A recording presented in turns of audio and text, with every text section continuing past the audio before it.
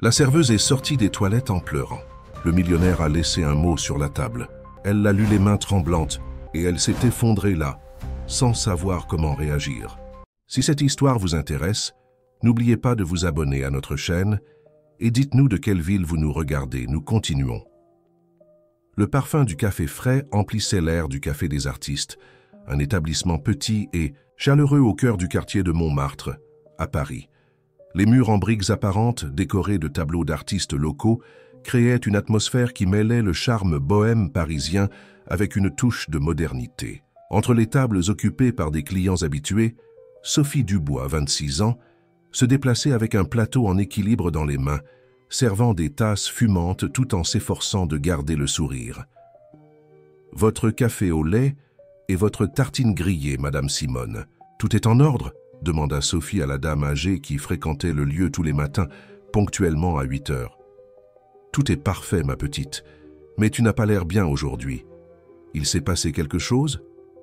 Sophie ajusta son tablier brodé avec le logo du café et tenta d'élargir son sourire, qui n'atteignait pas ses yeux noisettes, normalement si vibrants.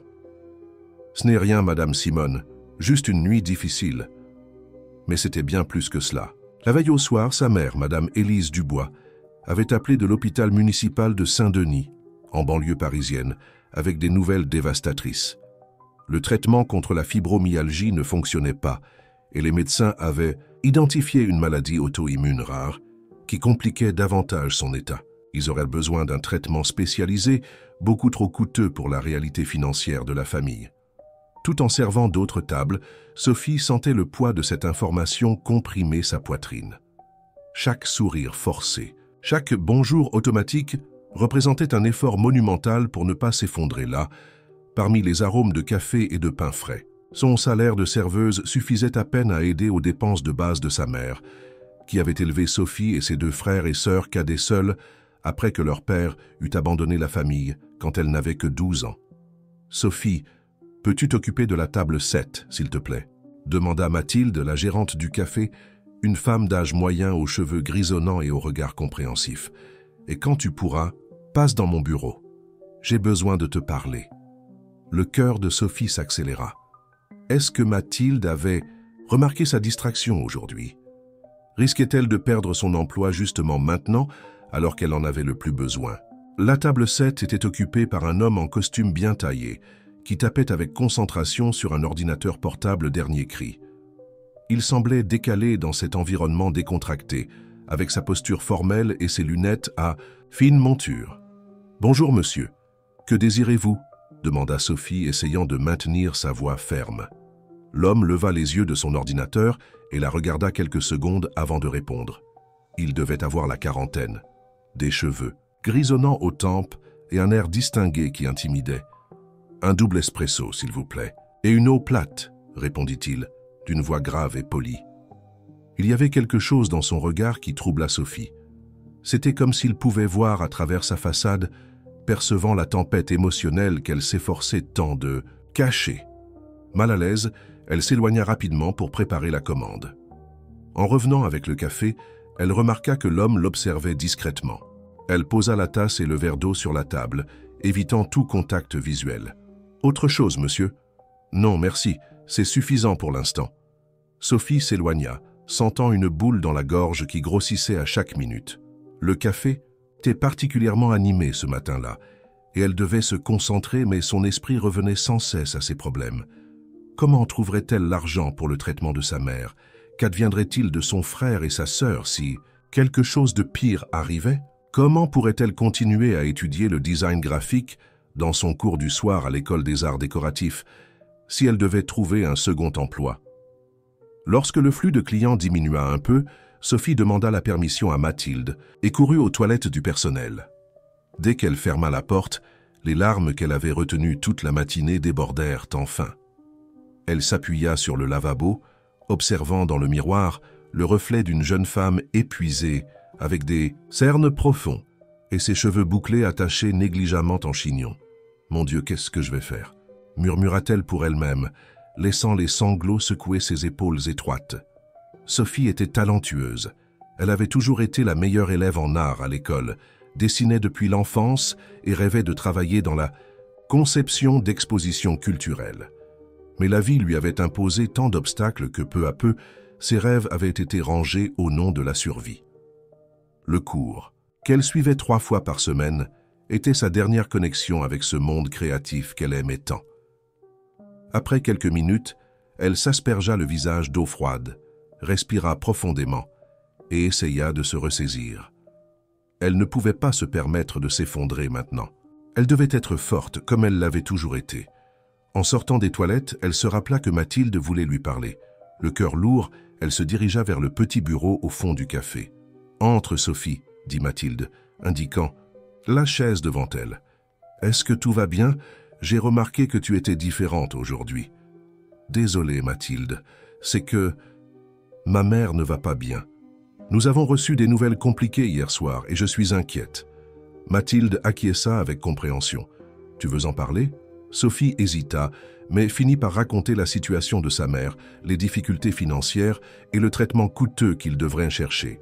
À mesure qu'elle parlait, elle sentait le poids sur sa poitrine diminuer un peu, comme si partager cette douleur la rendait plus supportable. « Je comprends ta situation, Sophie, et je veux que tu saches que tu peux compter sur moi. D'ailleurs, si tu as besoin de quelques jours pour régler les choses, on peut s'arranger. Merci, Mathilde, mais je ne peux pas me permettre de m'absenter. Chaque jour de travail compte. » En retournant dans la salle, Sophie remarqua que l'homme de la table 7 était parti, laissant le paiement sur la table avec un généreux pourboire. Mais à sa surprise, il y avait aussi une enveloppe blanche avec son nom écrit en lettres élégantes.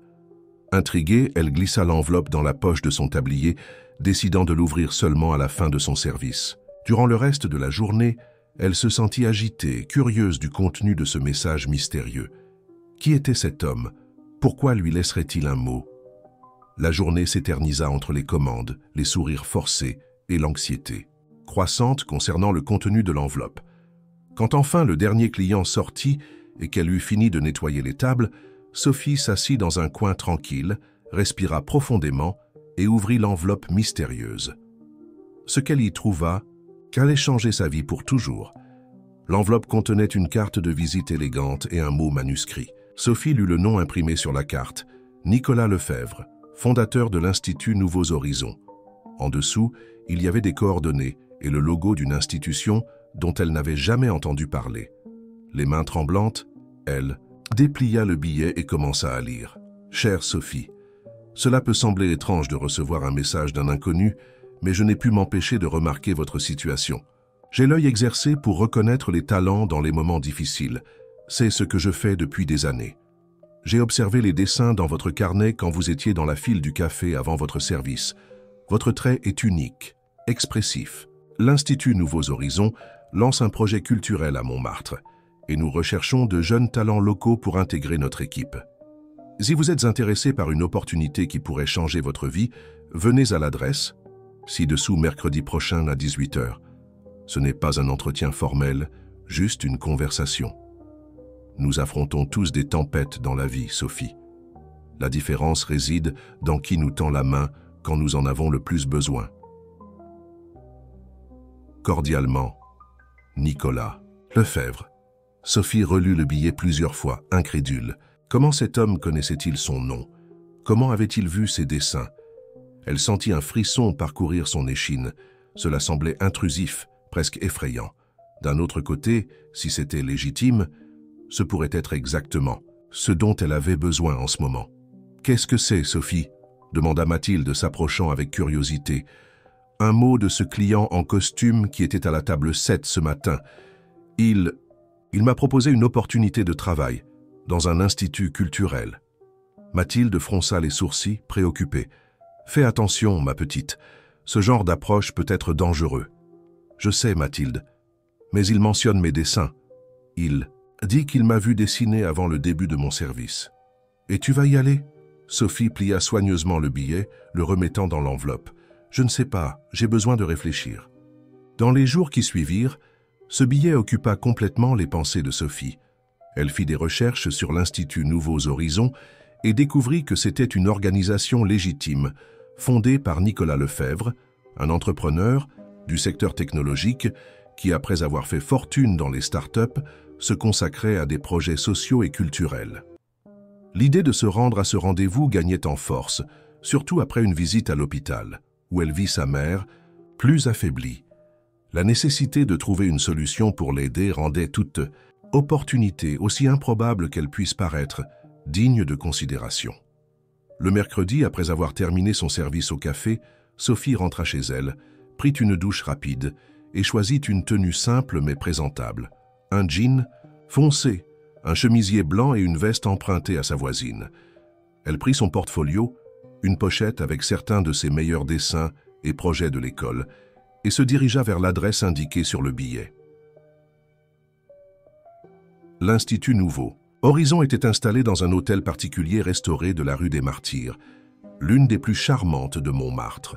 La construction historique conservait ses caractéristiques d'origine à l'extérieur, mais l'intérieur avait été modernisé avec des espaces vastes et bien éclairés. Sophie fut accueillie par une réceptionniste sympathique qui la conduisit à une salle de réunion au 2e étage. Nicolas Lefebvre l'attendait déjà, debout près de la fenêtre qui donnait sur l'animation bohème de la rue. « Mademoiselle Dubois, je suis ravi que vous ayez décidé de venir, » dit-il, tendant la main pour la saluer. « Je vous en prie, asseyez-vous. » Sophie lui serra la main fermement, essayant de cacher sa nervosité. « J'avoue avoir été surprise par votre mot, monsieur Lefebvre. Comment connaissiez-vous mon nom ?» Nicolas sourit, s'asseyant en face d'elle. « Je l'ai demandé à la gérante quand j'ai réglé l'addition. Quant à vos dessins, je les ai vus quand vous étiez absorbé par votre carnet avant de tout ranger et de commencer votre service. J'ai l'œil exercé pour l'art. » « C'était tout de même inhabituel, » répondit Sophie, encore méfiante. « Vous avez tout à fait raison. Je vous prie de m'excuser si cela a semblé intrusif. C'est que je reconnais le potentiel quand je le vois et quelque chose me dit que vous avez beaucoup plus à offrir au monde que servir du café, aussi digne que soit ce travail. » Peu à peu, la conversation s'anima.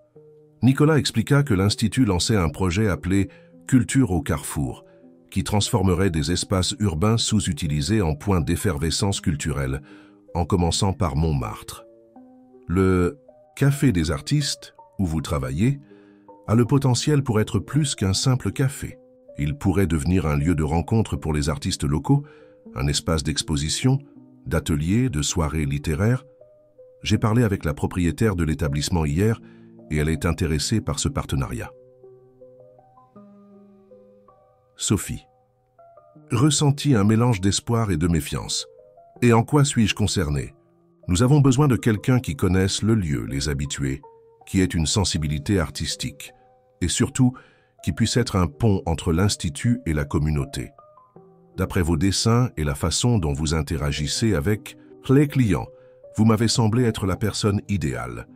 À mesure que Nicolas détaillait le projet, Sophie sentait sa résistance initiale diminuer. Il parlait avec une passion authentique de démocratisation culturelle, de donner une voix aux artistes périphériques, de transformer des espaces quotidiens en lieux d'expression créative.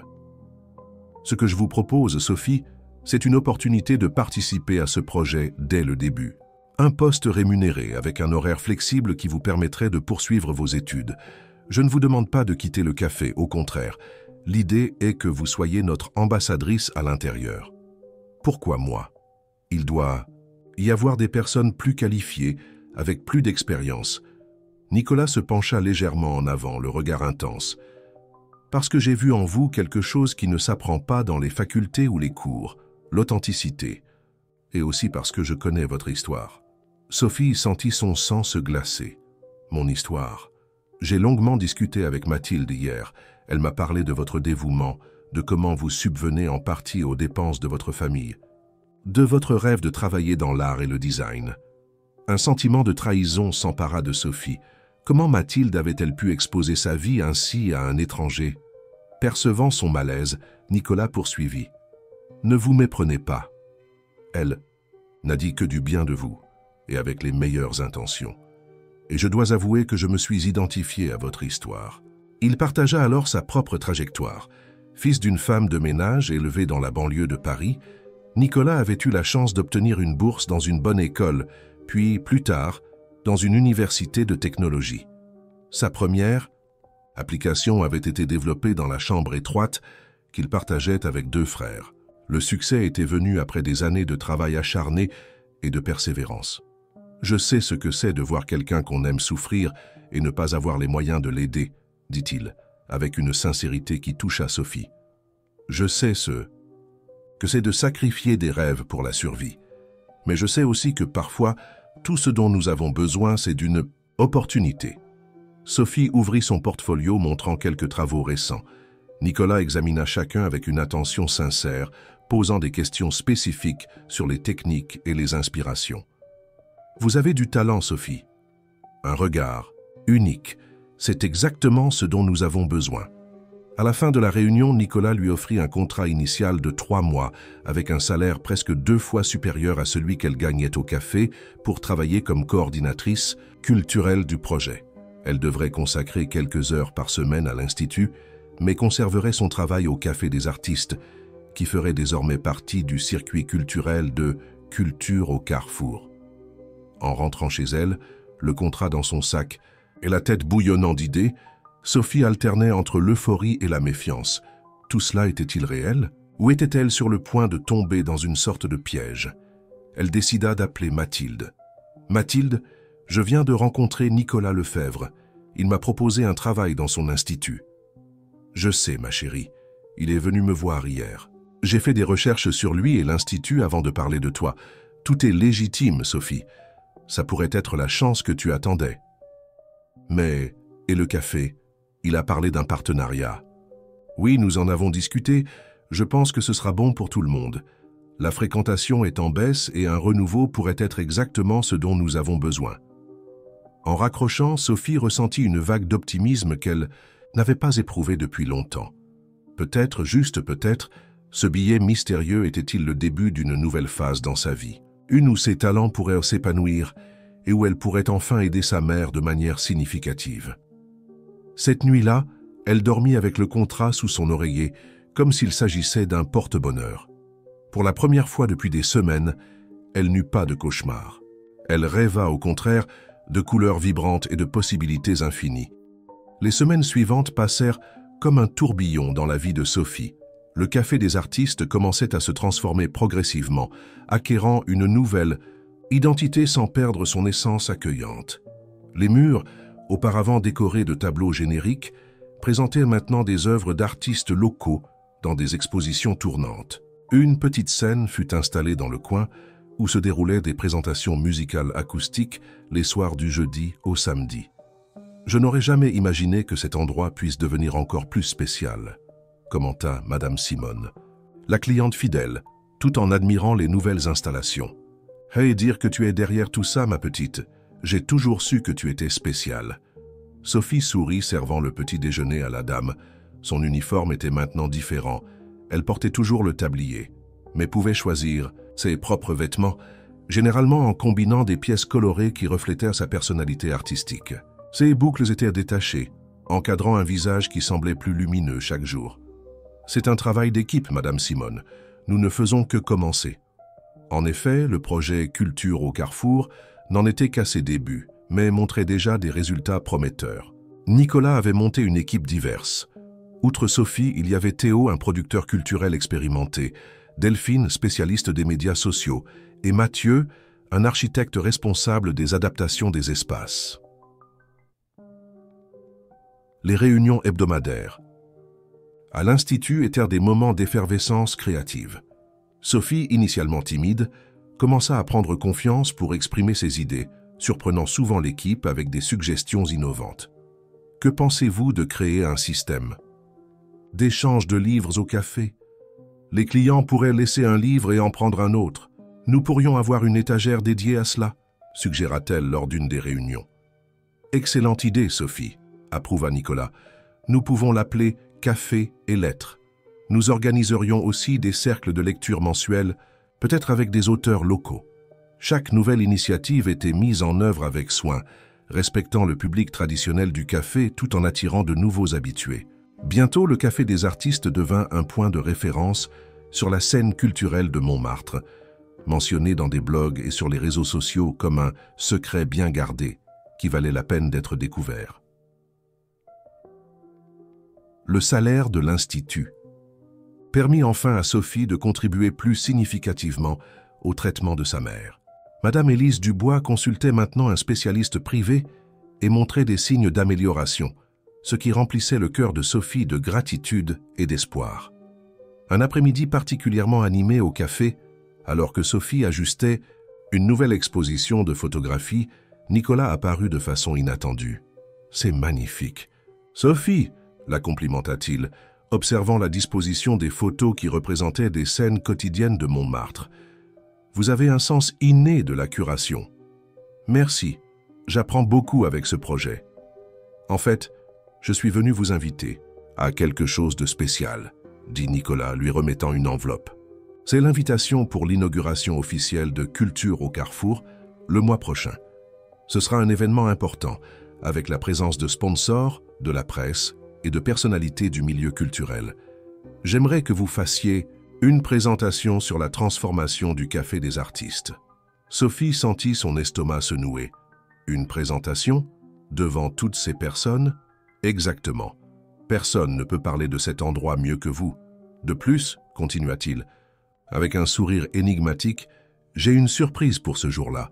Quelque chose qui pourrait vous ouvrir encore plus de portes. » Avant qu'il puisse élaborer, Nicolas fut interrompu par un appel urgent et dut partir précipitamment, laissant Sophie intriguée et appréhensive à l'idée de parler en public, devant des personnes influentes. Dans les jours qui suivirent, en plus de ses responsabilités habituelles, Sophie se consacra à préparer sa présentation. Elle rassembla des photos de l'avant et l'après du café, élabora des diapositives sur l'ordinateur de l'Institut, répéta d'innombrables fois devant le miroir de sa modeste chambre dans l'appartement qu'elle partageait avec 2 colocataires à Belleville. Un soir, alors qu'elle revenait de l'hôpital après avoir rendu visite à sa mère, elle trouva Mathilde en train de fermer le café. « Tu travailles tard, Mathilde ?»« Oui, nous avons plus de fréquentation maintenant, ce qui est excellent pour l'entreprise, mais cela signifie plus de travail administratif, » répondit la gérante avec un soupir fatigué. « Mais je suis heureuse, Sophie.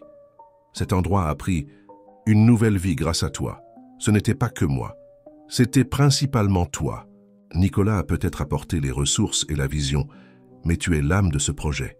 La façon dont tu connectes les gens, dont tu comprends ce que cet espace signifie pour la communauté.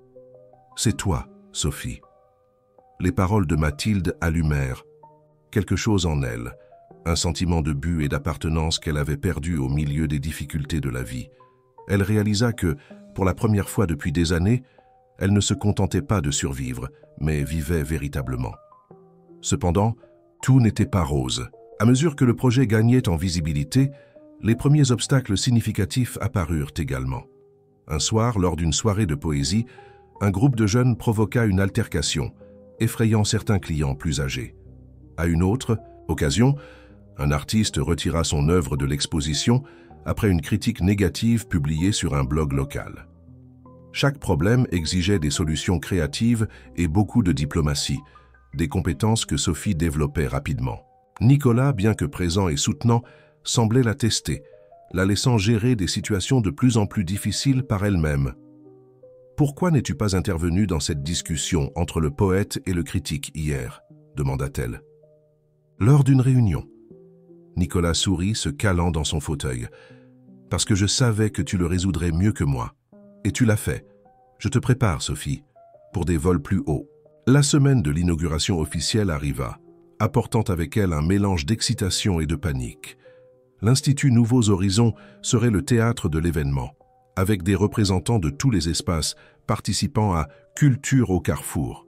Le Café des Artistes, en tant que projet pilote, recevrait une attention particulière. La veille, après la fermeture du café, Sophie resta seule dans la salle, absorbant la transformation de l'espace. Les tables en bois rustique, les canapés, confortables dans les coins, l'éclairage chaleureux, la petite bibliothèque déjà presque pleine grâce au système d'échange, le mur où les clients laissaient des messages et des suggestions, chaque élément reflétait un peu de son cœur et de sa vision. Son téléphone sonna, interrompant ses pensées. C'était Théo, le producteur culturel de l'Institut. « Sophie, nous avons un problème. L'exposition que nous avons montée pour demain, 2 artistes se sont désistés à la dernière minute. Nous avons des murs vides et moins de 24 heures pour résoudre ça. Quoi? Mais tout était confirmé depuis des semaines. Il semble qu'ils aient reçu une proposition pour exposer à la galerie du Centre Pompidou. On ne peut pas les blâmer. C'est une opportunité incroyable. Mais maintenant, nous avons un trou dans la programmation. Sophie sentit la panique monter, mais respira profondément, se forçant à penser clairement. « Laisse-moi m'en occuper, Théo. Je vais résoudre ça. » Après avoir raccroché, elle resta immobile quelques instants, contemplant ses options. Soudain, une idée surgit, risquée mais potentiellement brillante. Elle reprit son téléphone et fit plusieurs appels consécutifs. D'abord, à son professeur de design graphique à l'école des arts décoratifs, professeur Henri, ou c'est Sophie. J'ai besoin d'un service urgent. Ensuite, à quelques camarades de cours, les amis, je sais que c'est à la dernière minute, mais auriez-vous des travaux que vous aimeriez exposer? Enfin, elle appela Nicolas. J'ai une solution pour le problème de l'exposition, mais j'ai besoin de votre approbation pour quelque chose d'un peu non conventionnel. Elle travailla toute la nuit, sélectionnant des œuvres, organisant la logistique, créant des légendes et des textes explicatifs. Quand le soleil se leva, elle était épuisée mais satisfaite. Elle avait transformé une crise en opportunité. Le jour de l'inauguration arriva avec un ciel étonnamment bleu pour un hiver parisien. L'Institut était décoré avec élégance, avec des éléments qui faisaient référence aux divers points culturels du projet. Un espace spécial était dédié au Café des artistes, avec des photos agrandies, des témoignages de clients et une reproduction miniature de l'espace. Sophie arriva tôt, portant une robe bleu turquoise qu'elle avait achetée spécialement pour l'occasion. Le premier vêtement neuf qu'elle s'était offert depuis des années. Ses boucles étaient soigneusement définies et un léger maquillage soulignait ses traits délicats. « Tu es éblouissante », commenta Mathilde, qui venait d'arriver. « Je suis terrifiée, c'est tout », confessa Sophie. « Il y a tant de personnes importantes ici. » En effet, le lieu commençait déjà à se remplir de personnalités du milieu culturel, d'entrepreneurs, de journalistes et de représentants des pouvoirs publics. Sophie reconnut quelques visages célèbres de la télévision et des réseaux sociaux se sentant déplacés dans cet environnement sophistiqué. Nicolas s'approcha, impeccable dans son costume sombre. « Prête à briller ? Je crois que je vais m'évanouir. » Il rit, posant sa main sur son épaule dans un geste réconfortant. « Respirez profondément. Vous êtes née pour ce moment, Sophie. Faites-vous confiance comme moi je vous fais confiance. » Ces paroles calmèrent son cœur accéléré. Peut-être avait-il raison. Peut-être appartenait-elle vraiment à ce monde, malgré ses origines modestes et les difficultés qu'elle avait affrontées. Quand vint le moment de sa présentation, Sophie monta sur la petite scène installée au centre de la salle principale. Les lumières baissèrent, et l'écran derrière elle s'illumina avec la première image. Le Café des artistes avant la transformation. « Bonjour à tous », commença-t-elle, la voix légèrement tremblante. « Je m'appelle Sophie Dubois, et je vais vous raconter l'histoire de comment un simple café à Montmartre est devenu un lieu de rencontre culturelle qui transforme non seulement un espace, mais toute une communauté. » À mesure que Sophie parlait, sa voix gagnait en fermeté et en assurance. Les images se succédaient à l'écran, racontant visuellement la transformation du Café des artistes, d'un établissement traditionnel à un centre culturel vibrant, sans perdre son charme d'origine. Les visages dans l'assistance montraient un intérêt sincère, certains hochant la tête en signe d'approbation, d'autres prenant des notes. Ce que nous avons cherché n'était pas une rupture avec le passé du café, mais une évolution naturelle, expliqua-t-elle, montrant des photos de Madame Simone et d'autres habitués interagissant avec de jeunes artistes lors d'une soirée littéraire. Nous croyons que la véritable culture n'exclut pas, mais intègre. Elle n'efface pas les histoires, mais crée de nouvelles narratives à partir d'elles. Lorsqu'elle termina sa présentation, elle fut accueillie par une salve d'applaudissements chaleureux. Nicolas monta sur scène, visiblement fier, et l'embrassa brièvement avant de prendre le microphone. Voilà l'essence du projet Culture au Carrefour, découvrir des talents comme Sophie et créer des espaces où ils peuvent s'épanouir, dit-il, avant de faire un geste vers une zone couverte par un grand tissu rouge. Et en parlant de talent, j'ai le plaisir de présenter une surprise spéciale, l'exposition Nouveaux Regards, composée entièrement d'œuvres d'étudiants et d'artistes émergents des communautés parisiennes, sous le commissariat de notre propre Sophie Dubois. Le tissu fut retiré, révélant l'exposition que Sophie avait organisée en urgence durant les dernières 24 heures. C'étaient des travaux de ses camarades de l'école des arts décoratifs, d'artistes qui fréquentaient le café et même certaines de ses propres créations que Nicolas avait secrètement incluses dans la sélection.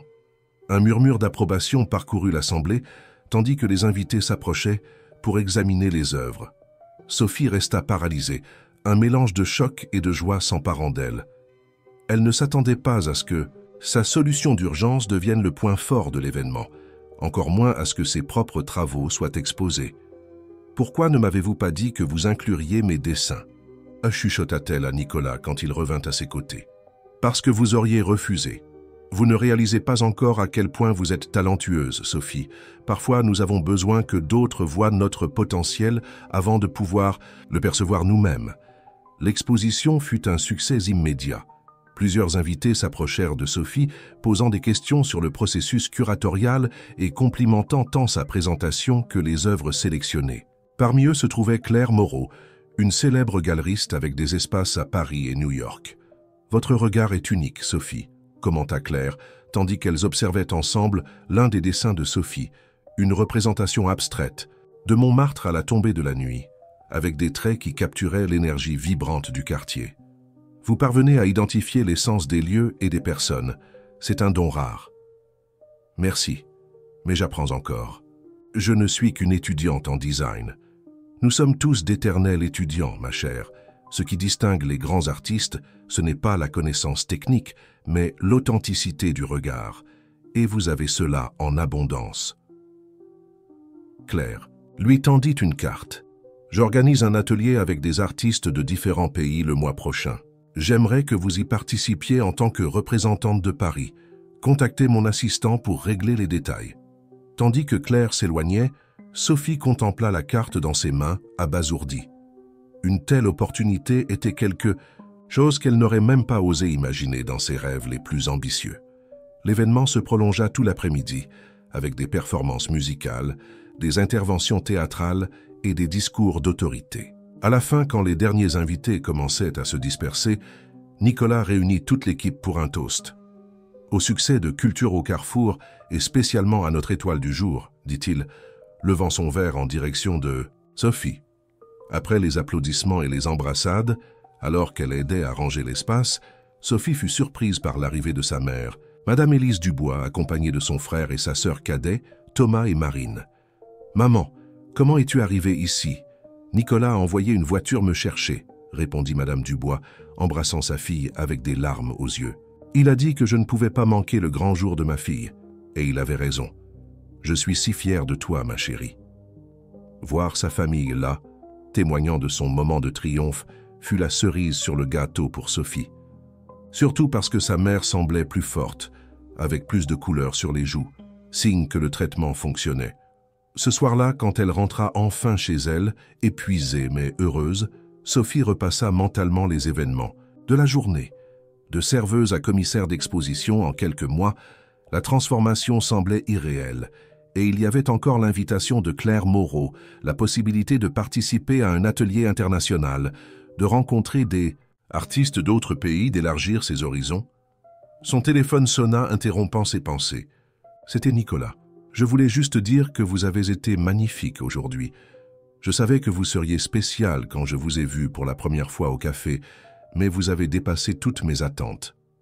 C'est moi qui vous remercie de croire en moi, Nicolas, de m'avoir donné cette chance. Les opportunités ne fonctionnent que pour ceux qui sont prêts à les saisir, Sophie, et vous étiez plus que prête. Ah, et avant que j'oublie, à partir de lundi, vous êtes officiellement promue coordinatrice culturelle junior de l'Institut, avec une augmentation de salaire, bien sûr. » Sophie faillit laisser tomber son téléphone. « Quoi ? Mais... » »« Pas de mais.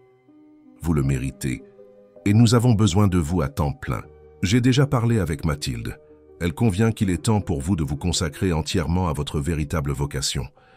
Ne vous inquiétez pas, vous resterez impliqué avec le Café des artistes, mais plus en tant qu'employé. Après avoir raccroché, Sophie resta longtemps assise au bord de son lit, absorbant la nouvelle. Une partie d'elle sentait que tout se passait trop vite, mais une autre partie, celle qui avait toujours rêvé d'opportunités comme celle-ci, pouvait à peine attendre ce qui viendrait ensuite. La semaine suivante, sa vie prit un nouveau rythme. Désormais employée à temps plein de l'Institut Nouveaux Horizons, Sophie partageait son temps entre la gestion des projets du Café des Artistes, la planification de nouvelles initiatives pour d'autres espaces de culture au Carrefour et des réunions avec des partenaires et sponsors potentiels. Claire Moreau tint sa promesse et Sophie fut officiellement invitée à l'atelier international. Ce serait une semaine intensive avec des artistes renommés, culminant dans une exposition collective qui circulerait dans plusieurs villes. L'opportunité était incroyable, mais apportait aussi un nouveau défi. Sophie devrait créer une œuvre originale à présenter lors de l'événement. « Je suis paniquée », confia-t-elle à Nicolas lors d'un déjeuner sur la terrasse de l'Institut. « Je ne suis pas une artiste professionnelle. Qu'ai-je à montrer à des personnes qui ont étudié dans les meilleures écoles d'art du monde? C'est justement pour cela que votre perspective est précieuse, Sophie. Vous apportez un regard authentique, non contaminé par des formules académiques. Votre art parle de la réalité que vous avez vécue et que vous vivez. Il est authentique. » Malgré les paroles encourageantes, Sophie sentait un blocage créatif croissant. Elle passait des nuits blanches, griffonnant et rejetant des idées, insatisfaite de tout ce qu'elle produisait. La pression de représenter non seulement elle-même, mais le projet et, d'une certaine façon, sa communauté, pesait sur ses épaules. Après-midi, alors qu'elle marchait dans le Café des Artistes en observant les clients et la dynamique de l'espace, elle eut une épiphanie.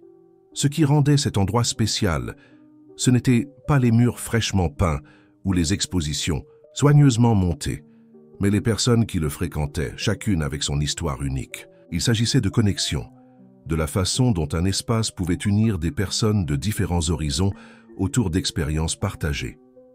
Ce soir-là même, elle commença à travailler sur un nouveau concept, une installation qui combinait des portraits d'habitués du café, de Madame Simone aux musiciens qui se produisaient sur la scène improvisée, avec des objets symbolisant leurs histoires, le tout relié par des filles colorées représentant les connexions entre eux. Elle travailla avec obsession dans les semaines suivantes, interviewant des personnes, collectant des objets, dessinant, peignant, montant et démontant sa création d'innombrables fois. Nicolas offrit un espace à l'Institut pour qu'elle puisse travailler, ainsi que des ressources pour les matériaux. C'est plus que de l'art, Sophie, c'est de l'anthropologie visuelle, c'est de la documentation sociale, commenta-t-il en voyant les progrès de l'installation. C'est exactement le type de travail que nous voulons encourager à l'Institut.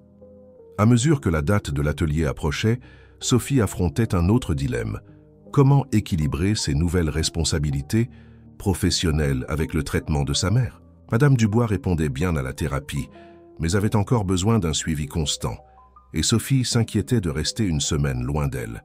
« Ne t'inquiète pas pour moi, ma fille », insistait Madame Dubois lors d'une visite. « Thomas et Marine peuvent s'occuper de moi quelques jours. C'est l'opportunité de ta vie. Mais si tu as besoin de quelque chose, s'il y a une urgence... » Nicolas m'a déjà donné son numéro et m'a dit que je pouvais appeler à n'importe quelle heure. Il a aussi prévu une infirmière pour rester avec moi pendant ton absence. Tout est sous contrôle. La générosité de Nicolas continuait à surprendre Sophie. Depuis le billet mystérieux ce jour-là au café, il était devenu une présence constante dans sa vie, un mentor, un soutien et de plus en plus un ami. Parfois, elle se surprenait à imaginer s'il y avait quelque chose de plus dans cette relation, mais elle écartait rapidement cette pensée. Nicolas était son patron après tout, et il la voyait probablement seulement comme un projet social réussi. La veille de son départ pour Lyon, où se tiendrait l'atelier, Sophie réalisa les derniers ajustements à son installation qui serait transportée dans un camion spécial. Elle était épuisée, mais satisfaite du résultat. L'œuvre qu'elle avait intitulée « Connexion portrait de Montmartre » était devenue quelque chose de bien plus grand que ce qu'elle avait initialement prévu, reflétant non seulement la transformation du Café des Artistes, mais son propre parcours personnel. Alors qu'elle rangeait ses outils, elle entendit des pas s'approcher. C'était Nicolas, qui apportait 2 flûtes et une bouteille de champagne. « Pour célébrer vos débuts dans le monde de l'art, expliqua-t-il, lui tendant une flûte et versant le liquide doré. « Demain, vous serez parmi les grands, mais n'oubliez jamais d'où vous venez et le chemin que vous avez parcouru jusqu'ici. » Ils trinquèrent en silence, observant l'installation sous la douce lumière de l'atelier. À ce moment, Sophie ressentit une profonde certitude que, indépendamment de ce qui se passerait à l'atelier, sa vie ne serait plus jamais la même. Le billet qu'elle avait trouvé sur cette table du café n'avait été que le début d'un voyage qui la menait maintenant sur des chemins qu'elle n'aurait jamais imaginés possibles. « Merci Nicolas, dit-elle, la voix chargée d'émotion. Pour tout. » Il sourit, ses yeux reflétant quelque chose qui semblait aller au-delà de la satisfaction professionnelle d'un projet réussi. « Le mérite est tout à vous, Sophie. J'ai simplement ouvert une porte. C'est vous qui avez eu le courage de la franchir. » Le lendemain matin, avec sa valise prête et le cœur rempli d'attente, Sophie se dirigea vers l'aéroport d'Orly pour son premier vol. Une nouvelle étape de sa vie était sur le point de commencer, pleine de possibilités et de défis qui, jusqu'à récemment, semblaient inatteignables pour une simple serveuse de Montmartre. L'avion fendait le ciel bleu en direction de Lyon, et Sophie, collée à la fenêtre, observait les nuages avec un mélange de fascination et d'appréhension. C'était son premier voyage en avion, son premier grand événement artistique, sa première fois loin de Paris. Tant de premières que son cœur semblait prêt à exploser d'anxiété et d'excitation. « Calme-toi, Sophie », murmura-t-elle pour elle-même, serrant contre sa poitrine la pochette contenant ses esquisses et ses notes. « Tu peux le faire. » En débarquant à l'aéroport Saint-Exupéry, elle fut accueillie par un chauffeur envoyé par la galerie de Claire Moreau. Sur le trajet jusqu'à l'hôtel-boutique dans la presqu'île, où seraient logés tous les participants de l'atelier, Sophie admira l'immensité et le rythme accéléré de la métropole lyonnaise, si différente de Montmartre, avec ses rues étroites et son charme bohème. L'hôtel, un ancien bâtiment rénové au style industriel, avait une ambiance branchée et artistique. Dans le hall, en faisant son enregistrement, Sophie aperçut quelques personnes qui, par leur équipement et leur apparence, étaient certainement d'autres participants à l'atelier. « Vous devez être Sophie Dubois de Paris », dit une voix à côté d'elle. C'était une jeune femme aux cheveux violets et aux multiples piercings, avec un accent qui trahissait son origine du Sud. « Je suis Florence Renaud, de Marseille. Nous sommes les seules Françaises sélectionnées pour l'atelier principal. Comment savez-vous qui je suis ?» Claire a montré des photos de tous les participants pendant la réunion préparatoire en ligne. Vous n'y avez pas participé? Sophie sentit son visage s'échauffer. Je n'ai reçu aucune invitation pour une réunion. Probablement une erreur de communication. Ne vous inquiétez pas, vous n'avez pas manqué grand-chose, la rassura Florence. Votre installation est-elle déjà arrivée? La mienne n'arrive que demain matin, je suis en panique. La mienne est en route, elle devrait arriver ce soir. L'état s'y fastoule. Deux femmes se dirigèrent ensemble vers l'ascenseur, bavardant avec animation. Florence avait 28 ans et avait déjà exposé dans quelques galeries mineures à travers la France. Son travail impliquait l'art numérique et la performance, explorant des questions d'identité et de territoire. « Et vous? Quel est votre parcours ?» demanda-t-elle tandis qu'elle montait vers leur chambre. Sophie hésita. Comment expliquer que jusqu'à il y a quelques mois, elle n'était qu'une serveuse avec des rêves mis de côté, qu'elle n'avait jamais participé à une exposition professionnelle, que son parcours consistait en un cours technique inachevé et des dessins faits pendant son temps libre. « Je débute », répondit-elle, optant pour la sincérité. « Je travaille sur un projet culturel à Paris, Culture au Carrefour, et c'est ma première exposition importante. » À son soulagement, Florence ne montra ni mépris ni condescendance. Au contraire, ses yeux brillèrent d'un intérêt sincère. « C'est incroyable. Alors vous êtes une artiste communautaire. C'est beaucoup plus pertinent aujourd'hui que des CV pleins de diplômes d'université coûteuses. J'ai hâte de voir votre travail. » Cette conversation initiale avec Florence apaisa un peu les craintes de Sophie. Peut-être avait-elle vraiment quelque chose de précieux à offrir, même sans impressionnante référence académique. Après avoir défait ses bagages dans sa chambre, un espace minimaliste mais élégant, avec vue sur un jardin intérieur, Sophie descendit pour le cocktail de bienvenue sur la terrasse de l'hôtel. L'espace était décoré de lumière douce et de plantes tropicales, créant une atmosphère sophistiquée mais accueillante.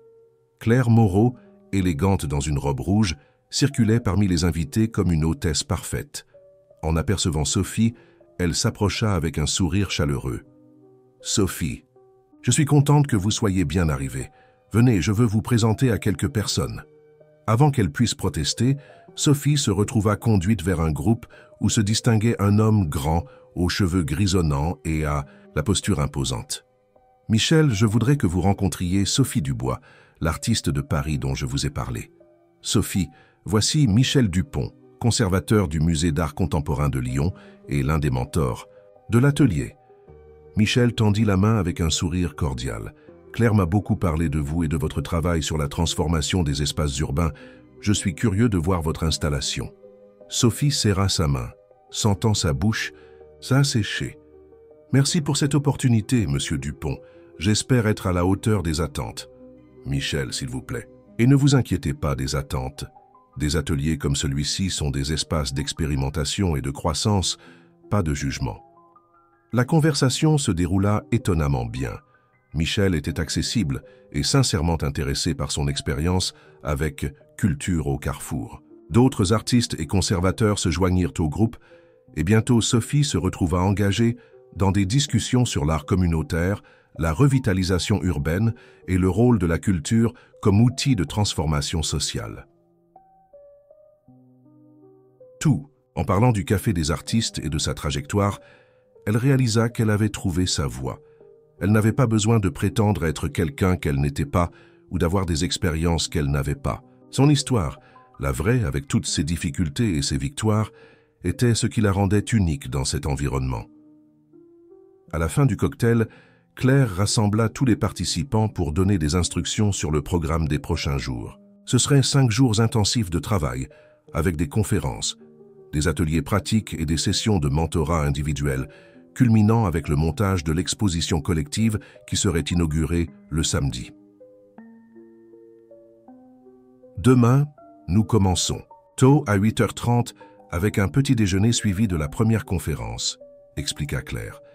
L'arrivée et le montage des œuvres seront supervisés par notre équipe technique. Pour tout problème, je suis à votre disposition. De retour dans sa chambre épuisée mais électrisée par l'expérience, Sophie appela sa mère. « Salut maman, je suis bien arrivée, comment te sens-tu ?»« Je vais très bien ma chérie. L'infirmière que Nicolas a envoyée est un ange. Et toi, comment s'est passée cette première journée ?»« Incroyable, mais effrayante. Il y a tant de gens talentueux. Ici, parfois je me demande si je mérite d'être parmi eux. »« Sophie Dubois, ne répète plus jamais ça, » la réprimanda Madame Dubois, avec ce ton que seuls les mères savent prendre. « Tu as travaillé dur pour être là. Ton talent est un don, mais ta persévérance a été ton choix. Ne doute jamais de ta valeur. » Réconfortée par les paroles de sa mère, Sophie s'endormit rapidement, rêvant de couleurs vibrantes et de visages souriants des habitués du Café des artistes, tous entrelacés par les fils colorés de son installation. La première matinée de l'atelier commença par un petit déjeuner copieux dans le jardin intérieur de l'hôtel, où les participants eurent l'occasion de mieux se connaître.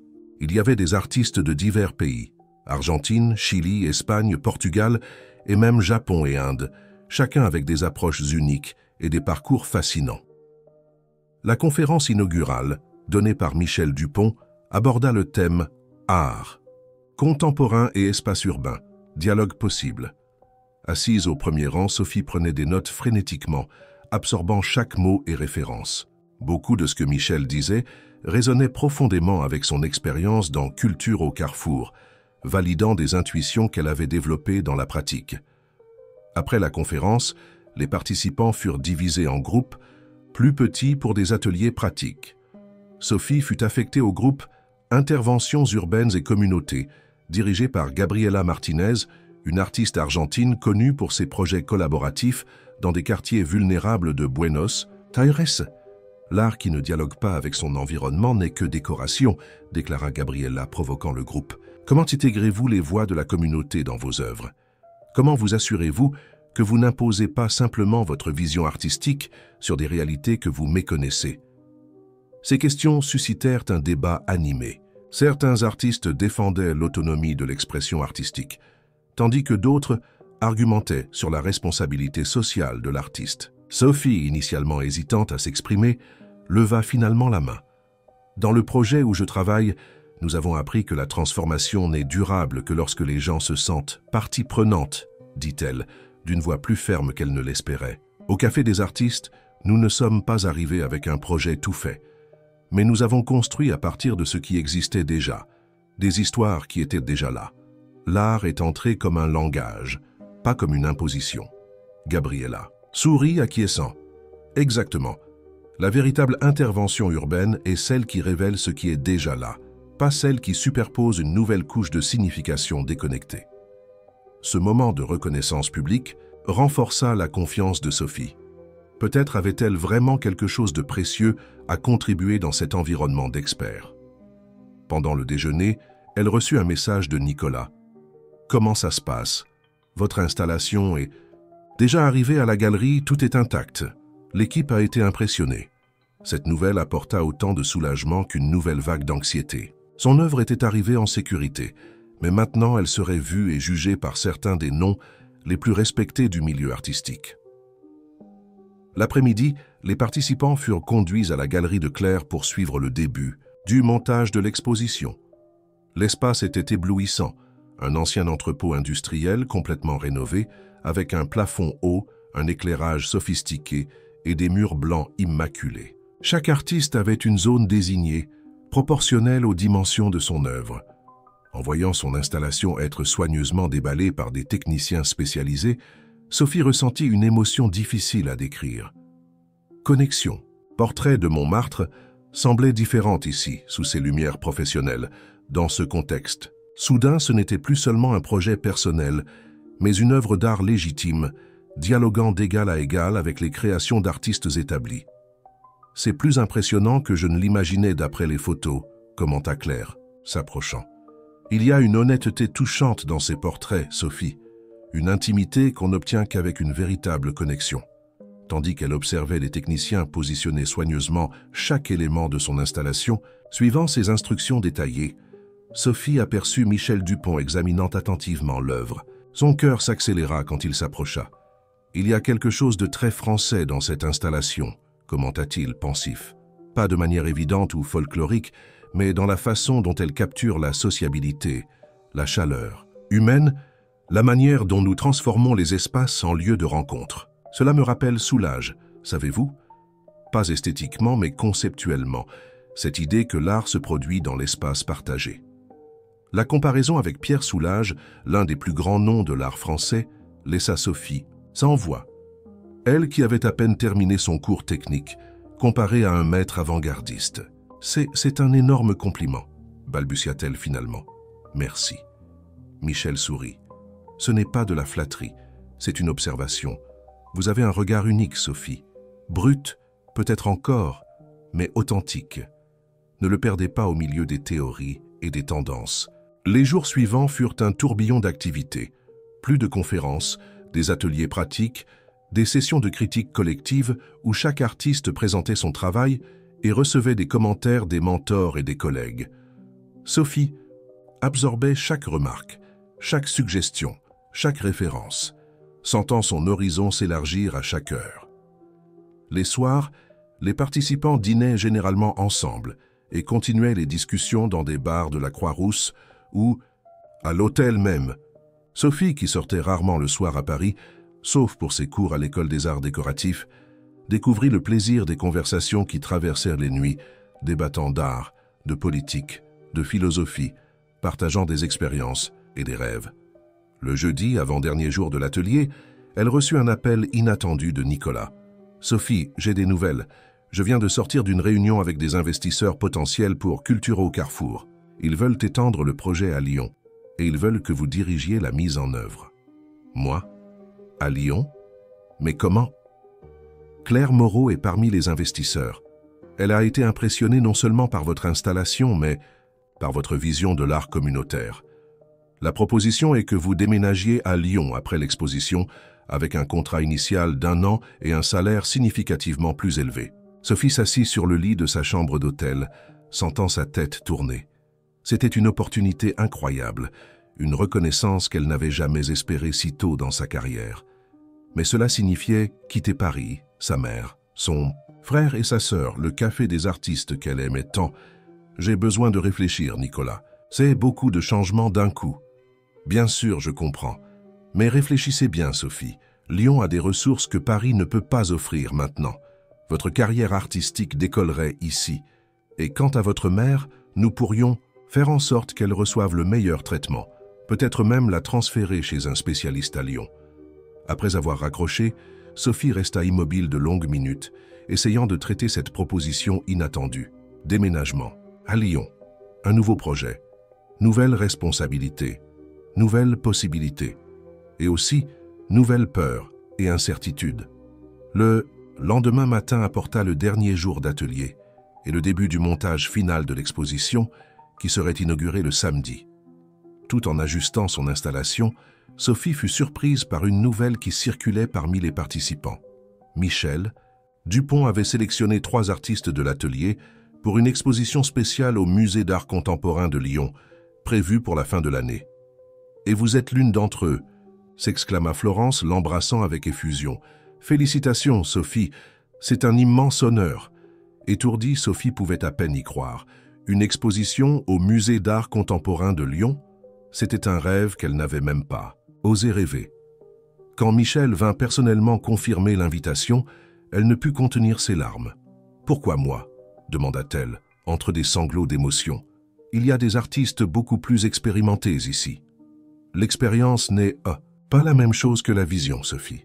Votre œuvre a une urgence, une vitalité que beaucoup d'artistes perdent après des années de circuit.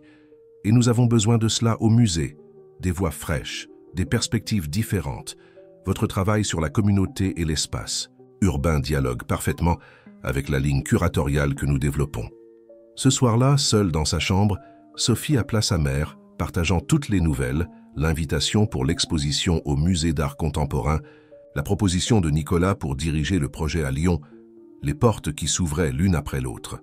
« Qu'en penses-tu, maman? Dois-je accepter? Déménager à Lyon ?» Madame Dubois resta silencieuse quelques instants avant de répondre. « Tu te souviens quand tu avais environ 12 ans et que tu voulais tellement cette boîte de crayons de couleur professionnelle? Nous avons économisé pendant des mois, centime par centime. Quand nous l'avons finalement acheté, tu ne voulais pas l'utiliser de peur de l'user. Tu sais ce que je t'ai dit à l'époque? Qu'on ne peut pas garder nos rêves dans un tiroir par peur de les utiliser, compléta Sophie, souriant au souvenir. Exactement. C'est ta chance d'utiliser tous tes crayons, ma fille, de colorier le monde à ta façon. Ne la gaspille pas par peur. Mais et toi? Ton traitement? Je vais bien. Si la proposition de Nicolas inclut de transférer mon traitement à Lyon, c'est encore mieux. J'ai toujours voulu connaître la ville, et tes frères et sœurs sont déjà sur la bonne voie, Thomas avec ses études d'ingénierie et Marine sur le point de terminer le lycée. Il est temps pour toi de vivre ton rêve, Sophie. En raccrochant, Sophie sentit une certitude grandir dans sa poitrine. Il était temps de faire le prochain pas, aussi effrayant qu'il puisse paraître. De serveuse à artiste reconnue, d'employée à chef de projet, sa vie avait fait tant de tours ces derniers mois que ce changement supplémentaire semblait presque naturel. Le lendemain matin, veille de l'inauguration de l'exposition, elle appela Nicolas. « J'accepte la proposition. Nicolas, je veux diriger le projet à Lyon. » De l'autre côté de la ligne, il y eut un moment de silence. Puis la voix de Nicolas, avec une émotion qu'elle n'avait jamais perçue auparavant. « Vous ne le regretterez pas, Sophie. Nous sommes sur le point de faire quelque chose d'extraordinaire ensemble. » Le matin de l'inauguration se leva avec un ciel gris sur Lyon, mais même la menace de pluie ne parvenait pas à diminuer l'excitation qui régnait dans la galerie de Claire Moreau. Les techniciens ajustèrent les dernières lumières, les assistants vérifiaient les étiquettes et les textes muraux, tandis que les artistes circulaient nerveusement, faisant des ajustements finaux à leurs œuvres. Sophie, vêtue d'une combinaison bleu marine et de bottines noires qu'elle avait achetées spécialement pour l'occasion, observait son installation d'un œil critique. Connexion, portrait de Montmartre, occupait un espace privilégié dans la galerie près de l'entrée principale, une déférence qui n'échappa pas aux autres artistes. « Votre œuvre est à la place d'honneur », commenta Florence, s'approchant. Avec 2 tasses de café. Claire a vraiment misé sur vous. Je pense que c'est plus pour la thématique que pour moi, répondit Sophie, acceptant le café avec gratitude. La question de l'art communautaire est en vogue. Ne vous dévalorisez pas. Si c'était uniquement pour le thème, n'importe qui pourrait être sur ce mur. C'est votre regard qui fait la différence. Pendant qu'elle discutait, Sophie remarqua Michel Dupont et Claire Moreau s'approchant avec un homme qu'elle ne connaissait pas. Grand, élégamment vêtu, avec un air d'autorité qui intimidait. « Sophie, je voudrais vous présenter Paul. Mercier, directeur de la Biennale de Lyon, est l'un des plus grands collectionneurs d'art contemporain du pays, dit Claire, avec un sourire énigmatique. Paul, voici Sophie Dubois, l'artiste de Paris dont je t'ai parlé. Paul tendit la main, avec un sourire, chaleureux qui adoucit son apparence austère. Claire n'a pas cessé de parler de vous et de votre installation. Je suis impatient de voir comment vous avez traduit visuellement la transformation d'un espace communautaire. C'est un immense plaisir, monsieur Mercier, répondit Sophie, sentant ses paumes transpirer. J'espère que vous apprécierez mon travail. Les trois s'éloignèrent pour continuer l'inspection pré-ouverture, laissant Sophie étourdie par la rencontre. Le directeur de la Biennale de Lyon intéressé par son travail, cela semblait trop irréel. À 19 heures précises, les portes de la galerie s'ouvrirent au public. En quelques minutes, l'espace fut envahi par une foule élégante et diversifiée, critiques d'art, collectionneurs, conservateurs, journalistes et enthousiastes, tous circulant entre les œuvres avec des coupes de champagne à la main. Sophie resta près de son installation, répondant aux questions et expliquant son processus créatif aux intéressés. À sa surprise, ils étaient nombreux. Un groupe d'étudiants en art visuel de l'Université Lyon 2 notait chacune de ses paroles comme s'il s'agissait de révélations précieuses. Un critique d'un important journal lyonnais enregistrait la conversation pour un article spécial sur les nouveaux talents. Comment est née l'idée d'utiliser des fils pour connecter les portraits et les objets ? Demanda une jeune journaliste. C'était une métaphore visuelle pour quelque chose que j'ai perçu au Café des Artistes, expliqua Sophie. Les histoires des gens n'existent pas isolément. Elles s'entrelacent, s'influencent, forment une toile de récits partagés. Les fils rouges représentent les liens affectifs, les bleus, les mémoires collectives, les jaunes, les aspirations partagées. De temps en temps, Sophie observait discrètement les réactions de figures importantes qui s'arrêtaient devant son œuvre. Michel Dupont amena personnellement plusieurs invités pour voir l'installation, s'assurant toujours de la présenter comme l'une des nouvelles voies les plus intéressantes de l'art français. À un moment donné, elle remarqua Paul Mercier, debout devant son installation, absorbé, examinant chaque détail avec une attention minutieuse. Après de longues minutes, il appela Claire d'un geste et ils discutèrent à voix basse, regardant occasionnellement dans sa direction. « Je crois qu'il parle de vous », chuchota Florence, qui passait par là. Et d'après l'expression de Claire, c'est quelque chose de bon. Avant qu'elle puisse répondre, Sophie sentit son téléphone vibrer dans sa poche. C'était un message de Nicolas. « J'arrive à la galerie. J'ai une surprise pour vous. » Le cœur de Sophie s'accéléra. Nicolas venant à Lyon? Quelle surprise ce serait! Sa réponse vint environ 20 minutes plus tard, quand elle aperçut une silhouette familière à l'entrée de la galerie. Non seulement Nicolas, mais aussi sa mère, Madame Élise Dubois, et son frère et sa sœur, Thomas et Marine. Sans se soucier de l'étiquette de l'occasion, Sophie courut vers eux, embrassant sa mère avec des larmes aux yeux. « Maman, comment êtes-vous arrivée ici ?»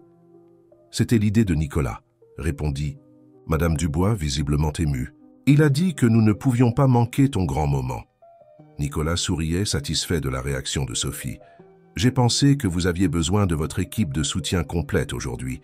De plus, si nous allons tous déménager, à Lyon, c'était bien que votre famille connaisse la ville, n'est-ce pas? » « Tous? Comment ça, tous? » « Eh bien, si vous allez diriger le projet ici et que votre mère va transférer son traitement ici, cela a du sens que votre frère et votre sœur viennent aussi, non? Thomas peut transférer ses études et Marine est sur le point de passer le baccalauréat. Lyon a d'excellentes universités. Sophie regarda Nicolas, stupéfaite par ce qu'elle entendait. « Vous avez planifié tout cela ?»« Disons que j'ai visualisé. Les possibilités, » répondit-il avec un sourire énigmatique. « Le reste était une conséquence naturelle de votre talent. » Avant qu'ils puissent continuer la conversation, Claire Moreau s'approcha, élégante dans une robe noire qui contrastait avec ses cheveux roux. « Sophie, il faut que vous veniez avec moi. Paul Mercier veut vous parler, en privé. » Lançant un regard inquiet à Nicolas et à sa famille, Sophie suivit Claire jusqu'à une salle réservée au fond de la galerie où Paul Mercier l'attendait, confortablement assis sur un canapé en cuir. « Mademoiselle Dubois, je vous en prie, asseyez-vous, » dit-il, indiquant la place à côté de lui. « Claire et Michel m'ont raconté votre parcours inhabituel.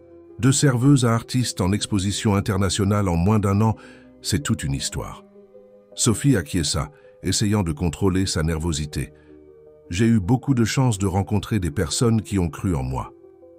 La chance, c'est quand l'opportunité rencontre le talent préparé, » rétorqua Paul, « et vous avez clairement du talent. Votre installation capture quelque chose de profondément français, cette capacité à transformer des espaces à travers des connexions humaines, à créer de la beauté au milieu des difficultés. Merci, monsieur. Mercier. Paul, je vous en prie. » Il fit une pause comme s'il choisissait soigneusement ses prochains mots.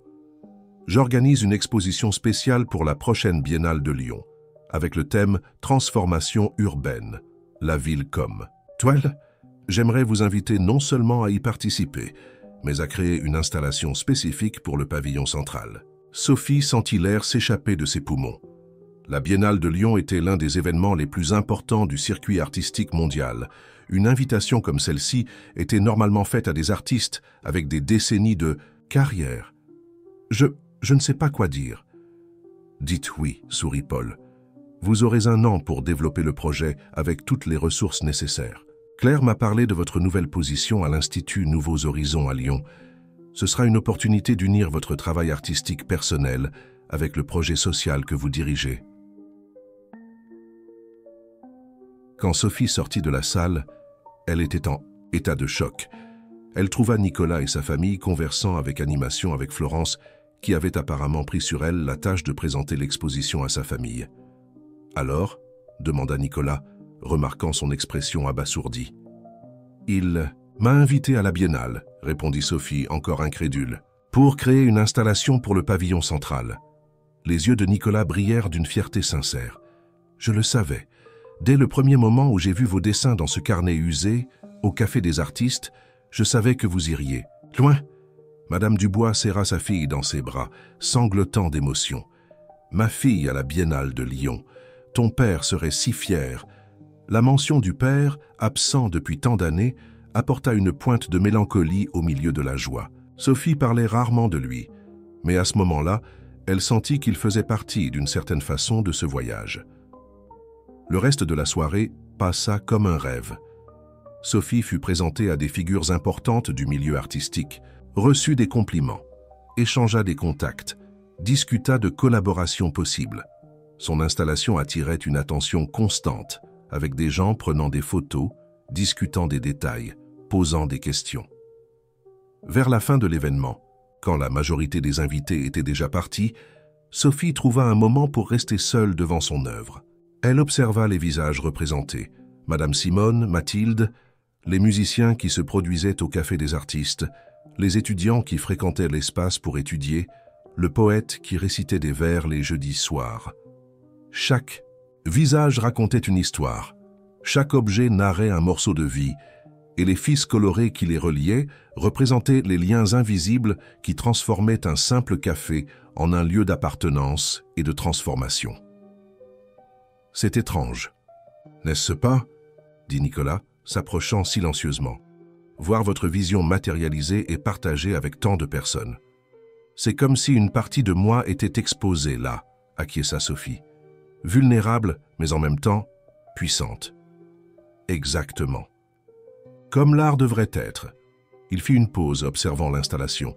« Vous savez, quand j'ai laissé ce billet pour vous ce matin-là au café, je n'imaginais pas que nous arriverions jusqu'ici. J'avais de l'espoir, bien sûr. J'ai vu votre talent, votre sensibilité. Mais ceci, il fit un geste vers l'exposition, a dépassé toutes les attentes.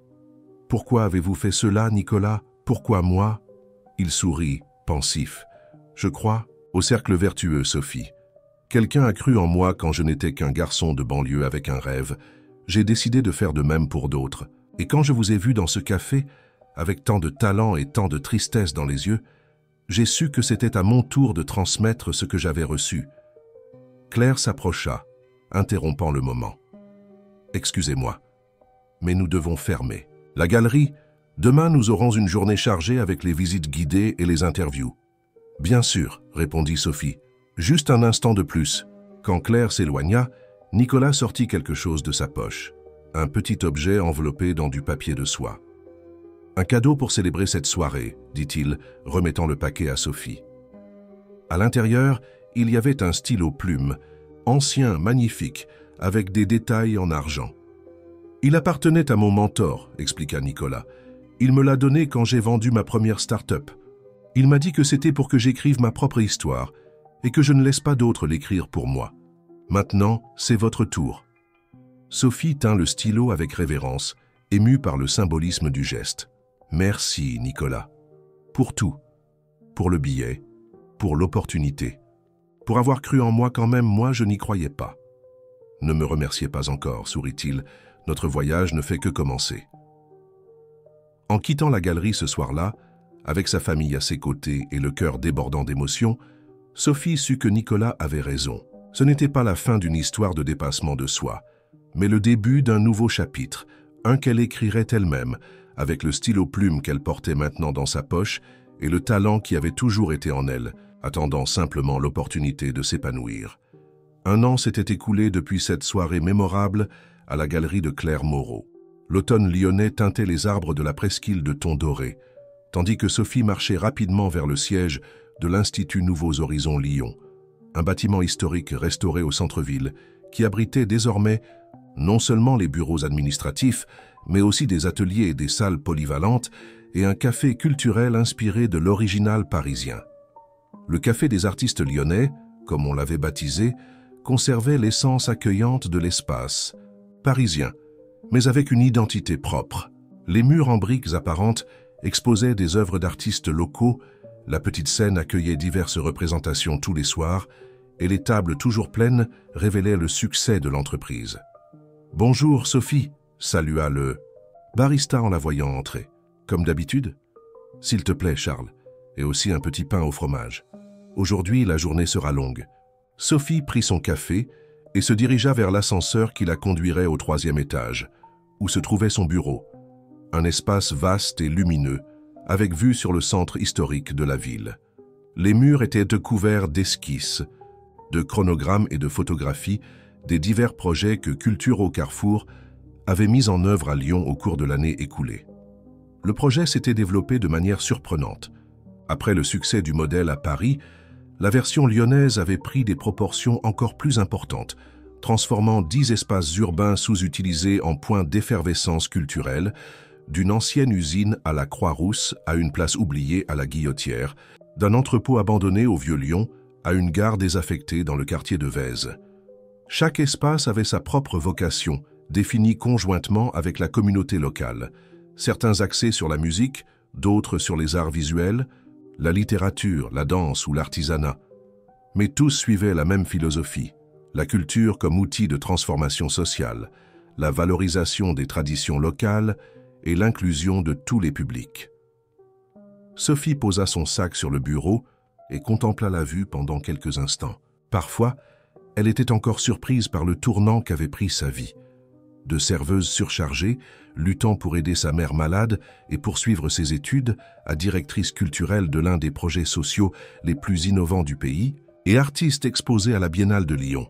C'était presque irréel. Son téléphone sonna, interrompant ses pensées. C'était Mathilde, maintenant directrice générale de tous les cafés culturels du projet, tant à Paris qu'à Lyon. « Salut Mathilde, tout va bien ?»« Tout va très bien, Sophie. J'appelle pour confirmer ta participation à la réunion de 14 heures. Nous allons finaliser la planification pour le Festival Intercafé. Le Festival Intercafé était une nouvelle initiative qui relierait tous les espaces du projet dans un grand événement simultané, avec des transmissions en direct entre les unités de Paris et de Lyon. L'idée était née lors d'une des visites de Sophie au Café des artistes originales, quand elle avait remarqué la curiosité des habitués concernant ce qui se passait dans la filiale lyonnaise. J'y serai, bien sûr. J'ai déjà quelques idées pour la curation conjointe. Ah, et Nicolas a confirmé sa présence? Oui, il sera à Paris mais participera par visioconférence. Après avoir raccroché, Sophie ouvrit son ordinateur portable et commença à réviser la présentation qu'elle ferait cet après-midi à l'équipe. Tout en travaillant, elle ne put s'empêcher de sourire en pensant à comment le café des artistes avait changé sa vie. Ce billet mystérieux, laissé par Nicolas ce matin-là où tout semblait s'effondrer, avait été le point d'inflexion de sa trajectoire. Nicolas continuait d'être une présence constante dans sa vie, bien que la relation entre eux se soit transformée au fil du temps. De mentor et patron, il était devenu un partenaire, quelqu'un avec qui elle pouvait partager des idées, des doutes et des rêves d'égal à égal. Il y avait aussi quelque chose de plus qui grandissait entre eux, quelque chose qu'aucun des deux n'avait encore nommé, mais qui flottait dans l'air pendant les dîners, après les réunions de travail, dans les appels qui s'étendaient bien au-delà des questions professionnelles, dans les regards qui duraient un peu plus que nécessaire. Un coup à la porte interrompit ses pensées. C'était Delphine, la spécialiste des médias sociaux, qui avait été transférée de Paris à Lyon avec le projet. « Sophie, l'équipe de la Biennale est ici. Ils veulent vérifier quelques détails techniques de ton installation. J'arrive tout de suite. » La Biennale de Lyon serait inaugurée dans moins d'un mois, et l'installation de Sophie, Métamorphose urbaine, une œuvre monumentale qui occuperait le pavillon central, était en phase finale de production. Inspirée par le succès de Connexion, portrait de Montmartre, mais à une échelle beaucoup plus grande, la nouvelle œuvre incorporait des éléments de tous les espaces de culture au carrefour, créant une narration visuelle sur la façon dont l'art peut transformer des territoires et des vies. La réunion avec l'équipe technique de la Biennale dura plus de 2 heures, avec des discussions détaillées sur l'éclairage, le positionnement, la sécurité et la logistique. Quand elle se termina, Sophie eut à peine le temps de déjeuner avant la visioconférence avec l'équipe de Paris. Sur l'écran de la salle de réunion, les visages familiers des collègues parisiens apparurent, avec le café des artistes original en arrière-plan. Sophie ressentit une pointe de nostalgie, bien qu'elle aimât Lyon et la vie qu'elle y avait construite. Paris, et ce café en particulier, occuperaient toujours une place spéciale dans son cœur. « Bonjour à tous », commença-t-elle après, que les équipes des 2 villes se furent représentées. Comme vous le savez, nous sommes à moins de 2 mois du Festival Intercafé, un événement qui consolidera davantage l'identité de notre projet en tant que réseau culturel qui transcende les barrières géographiques. La réunion se déroula de manière productive, avec des idées émergeant des 2 côtés et un enthousiasme contagieux s'emparant du groupe. À la fin, alors qu'ils discutaient des derniers détails pratiques, Nicolas entra dans la salle, à Paris saluant tout le monde avec son charisme habituel. « Excusez mon retard. J'étais en réunion avec des investisseurs potentiels pour la prochaine phase du projet. » Sophie sentit son cœur s'accélérer en le voyant à l'écran, une réaction qu'elle n'essayait plus de nier à elle-même, bien qu'elle maintint sa composition professionnelle devant ses collègues. « Prochaine phase ?» demanda-t-elle, intriguée. « Quelle prochaine phase ?» Nicolas sourit, ce sourire qu'elle connaissait bien, celui qui indiquait qu'il avait de grands projets en tête. « Je t'en parlerai après la réunion, Sophie, mais je peux te dire qu'il s'agit d'étendre Culture au Carrefour au-delà de l'axe Paris-Lyon. » Lorsque la visioconférence se termina et que les collègues se dispersèrent, Sophie resta connectée, maintenant dans un appel privé avec Nicolas. « Alors, tu vas me parler de cette histoire d'expansion ? Nous arrivons à peine à gérer les projets actuels. » Nicolas rit, s'adossant à sa chaise, toujours pragmatique. « C'est pour ça que nous formons une bonne équipe, tu me gardes les pieds sur terre. »« Il faut bien que quelqu'un le fasse, » plaisanta-t-elle. « Maintenant, sérieusement, quel est le plan ? J'ai reçu une proposition pour amener le modèle Culture au Carrefour dans le Sud, en commençant par Marseille et Nice. Il y a un groupe d'entrepreneurs locaux intéressés par le financement, inspiré par le succès ici dans le Nord. » Ça est waouh! Sophie essaya d'assimiler l'information. Ce serait incroyable, bien sûr, mais qui coordonnerait? Notre équipe est déjà étirée au maximum. C'est là qu'est la question, répondit Nicolas, son ton devenant plus sérieux. J'aimerais que tu assumes la direction générale du projet au niveau national. Moi, mais... Et la Biennale? Et les projets ici à Lyon? La Biennale se déroulera comme prévu, bien sûr. Quant aux projets à Lyon, tu pourrais les superviser à distance, avec des visites régulières. Nous devrions restructurer l'équipe, créer de nouveaux postes de coordination locale. Il fit une pause, comme s'il choisissait soigneusement ses prochains mots. Je sais que c'est beaucoup demandé, Sophie. Tu t'es construite une vie ici. Ta mère répond bien au traitement à Lyon. Ton frère et ta sœur sont établis. Mais je crois que tu es la seule personne capable d'amener culture au Carrefour au niveau supérieur. Sophie ressentit un tourbillon d'émotions. C'était une énorme reconnaissance, une responsabilité encore plus grande et un nouveau tournant dans sa vie. Une partie d'elle voulait dire oui immédiatement, la partie ambitieuse qui avait découvert le plaisir de créer un impact social à travers l'art. Mais une autre partie hésitait, craignant de perdre la stabilité qu'elle avait enfin conquise. « J'ai besoin de réfléchir, Nicolas. C'est une décision trop importante pour la prendre maintenant. » « Bien sûr, je comprends. D'ailleurs, il parut soudainement nerveux, chose rare chez Nicolas. « Je viens à Lyon demain.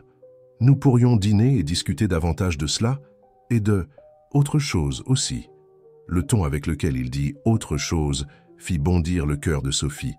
Bien sûr, ce serait parfait. Après avoir raccroché, Sophie resta dans la salle de réunion vide, essayant d'organiser ses pensées. Sa vie, qui semblait enfin avoir trouvé un équilibre, était-elle sur le point de changer à nouveau? Elle décida qu'elle avait besoin d'air frais. Elle prit son sac et descendit au Café des Artistes lyonnais, maintenant plus calme en fin d'après-midi. Elle commanda un thé et s'assit à une table dans un coin, observant l'activité du lieu. Le café était plein de vie, des étudiants avec leurs ordinateurs portables, des artistes discutant de projets, des dames retraitées participant à un club de lecture, un jeune musicien accordant sa guitare pour la représentation du soir. C'était un microcosme de la ville, un espace où différents mondes se rencontraient et dialoguaient. « Pensive aujourd'hui », commenta Madame Dubois, s'approchant d'un pas léger et s'asseyant en face d'elle. Depuis le déménagement à Lyon, la santé de Madame Dubois s'était considérablement améliorée. Le traitement spécialisé, associé à la réduction du stress financier, avait fait des merveilles. Maintenant, elle travaillait même quelques heures par semaine au café, coordonnant un projet d'artisanat avec des femmes du 3e âge. J'ai beaucoup à penser, maman. Nicolas m'a offert un nouveau défi. Diriger le projet au niveau national en commençant une expansion vers le sud. Et cela t'inquiète parce que nous venons de nous installer ici. Tu vas bien, Thomas et Marine sont adaptés, et il y a la biennale qui arrive. On dirait que toujours quand les choses commencent à se stabiliser, un nouveau changement surgit. Madame Dubois sourit, ce sourire sage que seules les mères savent faire. La vie est mouvement, ma fille. La rivière qui cesse de couler devient qu'un marécage. Philosophe aujourd'hui, hein? J'ai appris avec ma fille artiste. Madame Dubois prit la main de Sophie entre les siennes. Écoute ton cœur, il se trompe rarement. Ce soir-là, dans son appartement, un espace confortable dans le quartier des terreaux, très différent de la chambre étroite qu'elle partageait avec des colocataires à Paris, Sophie contempla longuement le stylo-plume que Nicolas lui avait donné après l'exposition à la galerie de Claire. « Pour écrire ta propre histoire, avait-il dit. C'était ce qu'elle faisait, n'est-ce pas? Écrire son histoire chapitre après chapitre, chacun plus surprenant que le précédent, de serveuse à artiste, d'employée à dirigeante, de rêveuse à réalisatrice. Le lendemain, elle rencontra Nicolas pour dîner dans un restaurant charmant dans le vieux Lyon. Il semblait différent, plus décontracté que d'habitude, portant un jean et une chemise au lieu du costume formel qu'il portait, habituellement les cheveux légèrement décoiffés par le vent. « Tu es différent », commenta-t-elle tandis qu'il s'installait à table. « Bon différent ou mauvais différent ?» demanda-t-il avec un sourire. « Bon différent. Plus relaxé. » La conversation s'écoula naturellement pendant le dîner, passant par divers sujets avant d'arriver au thème principal. Nicolas expliqua en détail la proposition d'expansion vers le sud, les défis impliqués et pourquoi il croyait que Sophie était la personne idéale pour diriger le processus. « Tu as la combinaison parfaite de vision artistique et de sensibilité sociale, dit-il. Tu sais identifier le potentiel unique de chaque lieu, respecter ses caractéristiques propres tout en offrant de nouvelles possibilités. C'est exactement ce dont nous avons besoin pour un projet national qui ne soit pas une simple réplication, mais une adaptation sensible à chaque contexte. Quand aurais-tu besoin d'une réponse? Il n'y a pas d'urgence. D'abord la biennale, puis nous déciderons de la prochaine étape. » Il fit une pause, comme s'il rassemblait son courage.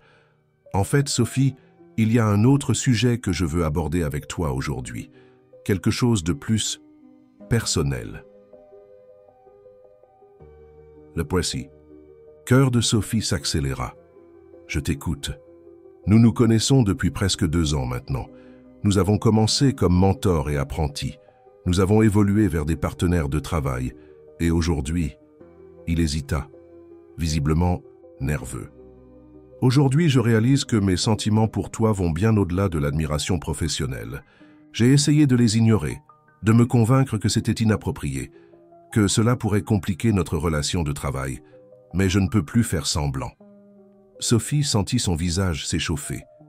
C'était la première fois que l'un d'eux verbalisait ce que tous deux ressentaient depuis des mois. « Nicolas, tu n'as pas besoin de dire quoi que ce soit maintenant, » l'interrompit-il doucement. « Je sais que c'est compliqué, qu'il y a beaucoup en jeu. Je voulais juste que tu saches ce que je ressens, indépendamment de ta décision concernant le projet dans le Sud ou toute autre chose professionnelle. Ce sont des sujets séparés pour moi. » Elle le regarda, surprise par sa vulnérabilité, si différente de l'image d'entrepreneur toujours en contrôle qu'il projetait habituellement. « J'ai aussi des sentiments pour toi, Nicolas, » admit-elle finalement. « Mais tu as raison, c'est compliqué. Nous sommes collègues de travail. Il y a une structure hiérarchique entre nous, même si nous travaillons comme partenaires. Et s'il n'y avait pas cette structure, comment ça? J'envisage de m'éloigner de la gestion directe de l'Institut, révéla-t-il, créer un conseil d'administration et me consacrer à de nouveaux projets. Culture au Carrefour a déjà sa propre vie, des personnes compétentes comme toi pour le diriger. Peut-être est-il temps de commencer un nouveau cycle, professionnellement et personnellement. » La révélation prit Sophie par surprise. Nicolas s'éloignant du projet qu'il avait créé avec tant d'amour, c'était difficile à imaginer. Est-ce que cela a à voir avec moi, avec nous? Partiellement, admit-il, mais aussi avec mon propre chemin. J'ai toujours cru qu'il fallait passer le relais quand le moment est venu. L'Institut a besoin de sang neuf, de perspectives fraîches, et j'ai besoin de nouveaux défis. Le dîner se prolongea tard, avec une conversation profonde et honnête sur les sentiments, les peurs, les attentes et les possibilités. Quand ils sortirent finalement du restaurant, marchant côte à côte dans les rues du Vieux-Lyon, il y avait une nouvelle intimité entre eux. Pas seulement l'attraction qui avait toujours existé, mais une complicité plus profonde, basée sur la vérité partagée. Devant l'immeuble de Sophie, Nicolas la regarda intensément. « Je n'attends pas de réponse aujourd'hui, sur rien. Je voulais juste que tu saches où j'en suis. »« Je sais où j'en suis aussi, » répondit-elle, soutenant son regard. « Et c'est à tes côtés, Nicolas.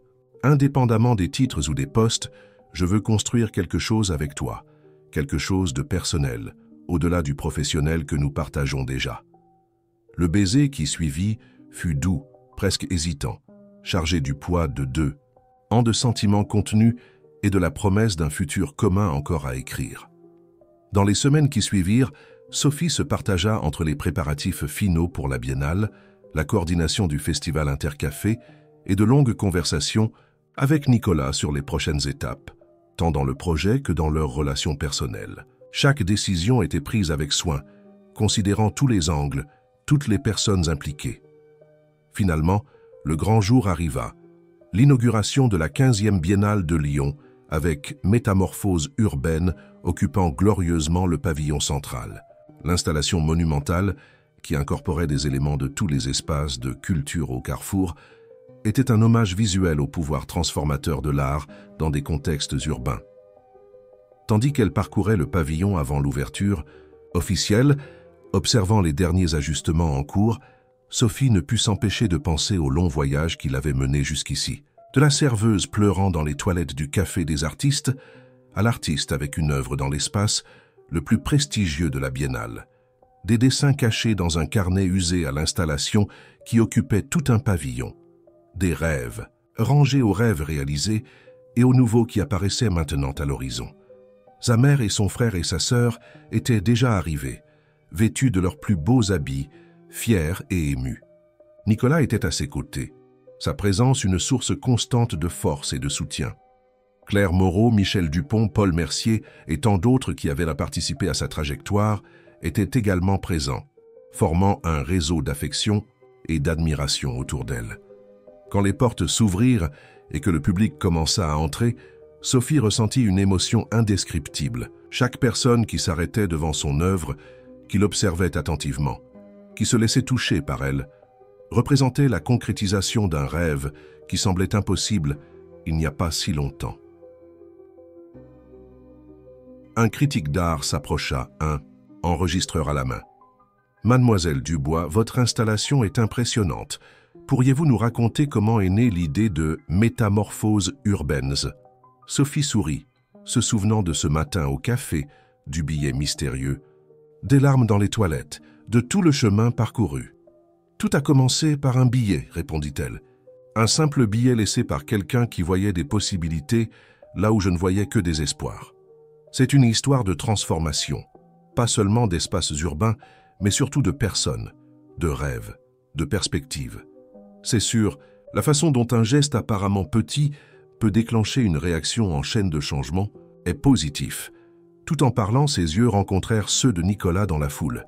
Il sourit, ce sourire qui en disait plus que 1000 mots, qui parlait de fierté, d'amour et de possibilité.